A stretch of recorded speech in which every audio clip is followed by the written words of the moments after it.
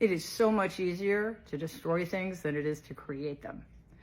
To be a creative person, you need to be smart. You need to care. You need to have at least a little bit of empathy.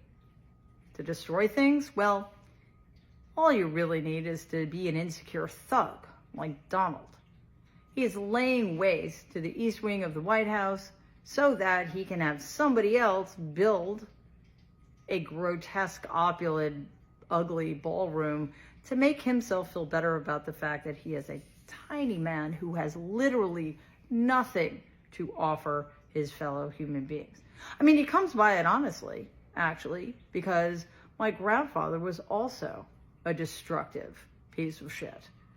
The difference, of course, is that my grandfather actually did build things. Nothing that I would call art, certainly, but things that served a certain purpose. He built a lot of residential buildings in Brooklyn and Queens in the 40s and 50s and 60s.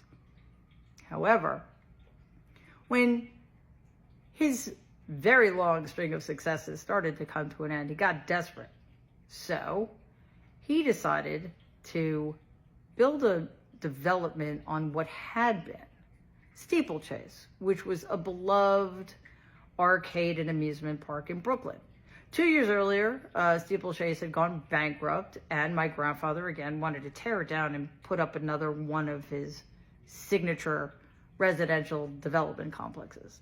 However, Steeplechase was so beloved that the people of Brooklyn wanted it to get landmark status so that it could be preserved in perpetuity. My grandfather wasn't going to let that happen, so before he even had the rights to the property, he hosted a celebration. And during that celebration, he actually showed up with an axe. There's a picture here. There he is with the axe in front of a bunch of bikini-clad women. And he sold bricks so people could throw those bricks through an iconic glass window that, again, people loved. So that's Donald's heritage. And of course, that is not the only destructive act he has been part of. There have been countless of them throughout his life.